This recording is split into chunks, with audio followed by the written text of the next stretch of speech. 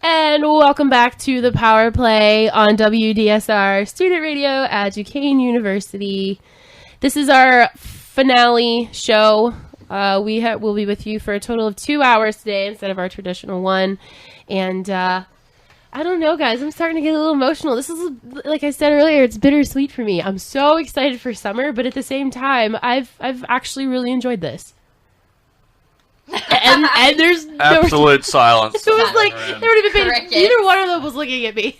I was thinking about the pool at Washington Plaza. Actually, if you wanted to know. I was just thinking about the emotional distraught that the ending of the show is going to bring me over the next 4 or 5 months. The counseling, it's gonna be traumatic. It's like the end of an era, almost a very short era, but traumatic as the possible interview between Shiro and Balsman will be. You are on your smooth game Look today. at you! Oh man, nice. He's got his suit and tie game on right now, coming from an interview earlier today. I don't know. I'm feeling. I don't even have makeup on. I feel what I was talking about. It's compliments. That Balsmer interview in a week, possibly. I know that every team has one at the end of the season. If this is the end of their season in this Columbus series, A, is Balsmer going to be back next year? And B, why would you keep him if you choose not to fire him? Oh man, of course Daisy's gonna leave and make me answer this first now. That's no, I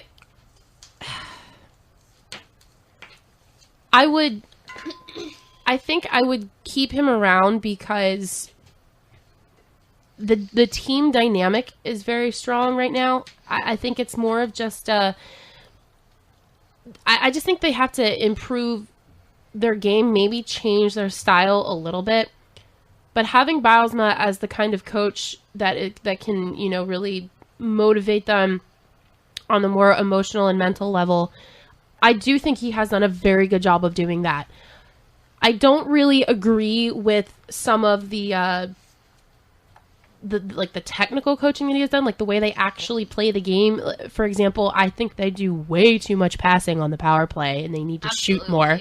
So, that I think could be changed, and that's one thing I think that would hurt him.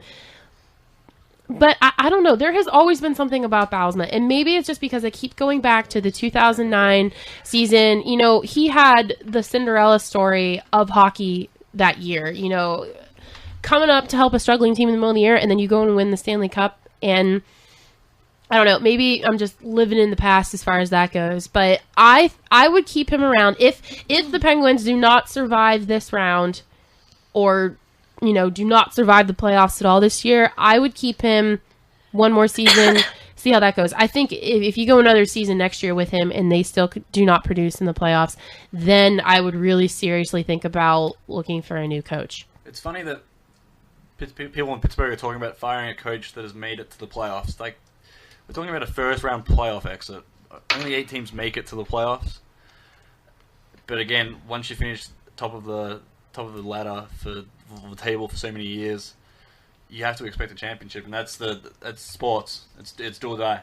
I think Bylsma kind of shot himself in the foot almost by winning a Stanley Cup in his first season, because when you set the bar that high, that's what they're going to expect from you every season after that. And it's very unrealistic to expect your team to win a cup every single year after that. Not saying, every team hopes that they do, but you make an excellent point, and that's something that I hadn't even thought of, was that, in Pittsburgh, the standard is not just making the playoffs, but it's making it through the first round, making it all the way to possibly the Eastern Conference Final. And for Bylsma to keep this team going to the playoffs every year, and they haven't been a team that has squeaked into the playoffs at the last minute. They have known weeks before the playoffs starting that they have already secured a berth and that they were going.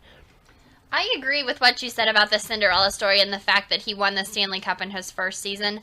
I really think that's what Pittsburgh fans that are complaining and are all of us are wondering if he's going to remain with the team if they're knocked out this round or don't make it to the final. That's really what I've been hearing, that everyone is so upset and is going to be even more upset if they don't make it to the final. They fell short last year under Bylsma, and I really believe that Cinderella story is with him is why people are expecting so much of him, like you were saying. Yeah, I mean, if he were to leave the Penguins organization, I could see a bunch of other teams jumping on that. I mean, he's a very good coach, and it is kind of a shame that the team has not been able to do what it did in 2009, but you have to look at that baseline where he's starting from. I mean, you can't get any higher than winning a Stanley Cup, and to start with that, that's putting a lot of pressure on yourself. I'm not saying that he should be, disappointed or, upset that he came out and won a Stanley Cup in his first season. That's awesome that he was able to do that with only half a season as being head coach. But I think Penguins fans have to understand the situation that they're in as far as that goes. I think Pittsburgh is a city that gets very attached to their coaches very quickly also. Yeah, I agree. You can see that with football. I know the Pirates haven't really had that in the last 25 years. They're getting there, though. Well, Clint Hurdle is getting that sort of the social game on with the fans, and having success at all levels just really helps you develop a fan base. And when people see you as successful and leading their franchise to a possible championship, people respect you. And obviously, winning a Stanley Cup in your first season, technically the standards that you set, you can't. There's only one way to go after winning the Stanley Cup in your first season, and that's down. There's no way. Or consistent. Yeah, well, there hasn't been a repeat in the Stanley Cup in who knows. I'm trying to think off the top of my head. 91, 92. 92 Penguins. The Pens won a back-to-back. So in 20 something years, there hasn't been a back-to-back win. It's going to be hard. I feel like Bylsma's just been so good over the past 5-6 years that he's been sort of coach, and it's hard to fire somebody, but at the same time, you have what you need to win a championship. Yeah, but also Bylsma has been dealing with a lot of adversity on that team on the injury front. He went a couple seasons where Sid was kind of questionable, Malkin was out and he was questionable. This season, Dupuis has been out. He's been dealing with a lot, not just... And these are not just, I don't want to say they're not your average players. These are the superstars of the NHL, and that is a huge task that he has been faced with in still trying to coach and lead a team to the playoffs with all your big guns out. I'll go back to like when we said about Detroit. I really think that the injuries for all their star players really hurt them. And if you look back the past couple of seasons in Pittsburgh, I could see where that may have hurt them too.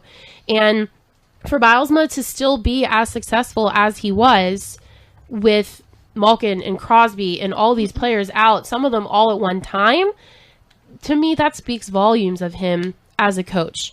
And yes, I know that the standard is to measure a coach's success by do they or do they not win a Stanley Cup and how far they go into the playoffs.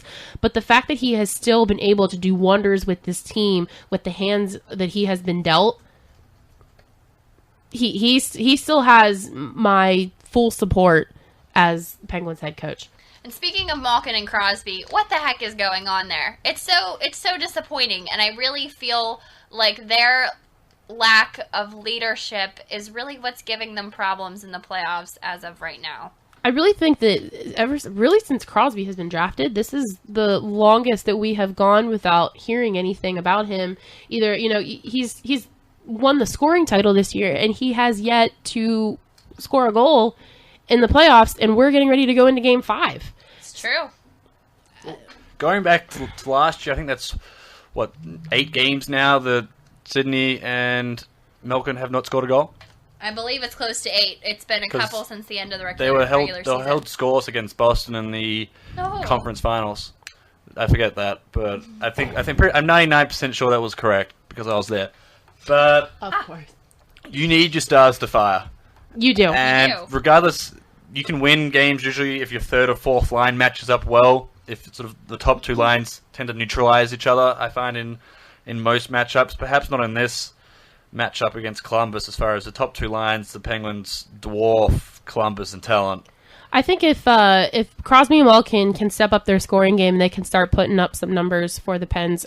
I think that would turn the whole series around because, yeah, the series is tied 2-2, which means that the Penguins have won 2 games, and it has been their, lesser known players almost that have been doing all of the scoring. Brian Gibbons had 2 games and 1 goal. Brandon Sutter's had a couple goals. Niskanen has been fantastic throughout this series, and I think he's one of the most underrated players on the team right now. But it's these players that have kind of been flying under the radar that have been stepping up to keep the Penguins alive. And I think if those players can continue to do what they're doing right now, and Crosby and Malkin can start putting some numbers on the boards, then I think the Penguins have this series without a doubt. And it's great that these sort of lesser-known players are stepping up, but it would be even better if they were putting up the same numbers they are with Crosby and Malkin already putting on a show.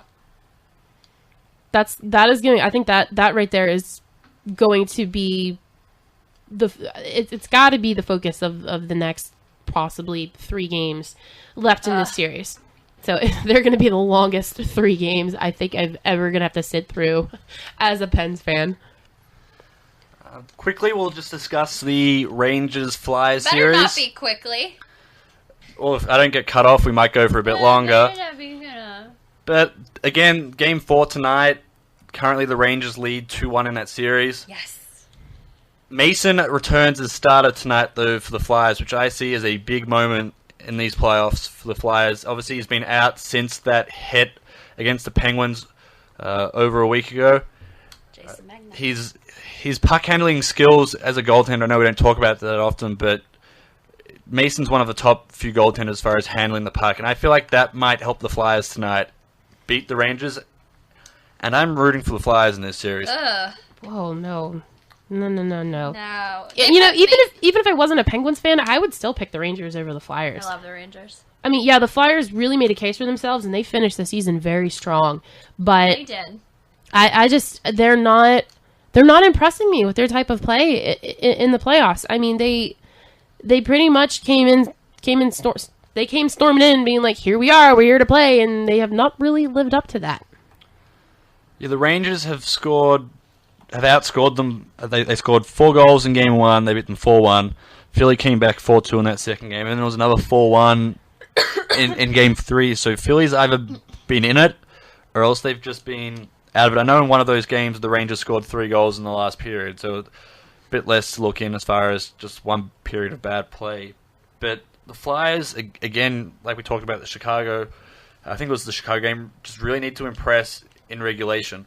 Yes, regulation, like as exciting as overtime hockey is in the playoffs, and yes, it's also important to play your best game in overtime, but if you play your best game for 60 minutes in regulation, there shouldn't be a need to go to overtime.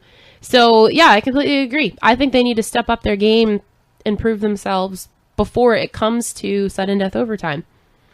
And that's the reason why I still will pick the Rangers, because they're, out of the 2 teams, they are the team that has consistently been able to do that in this series.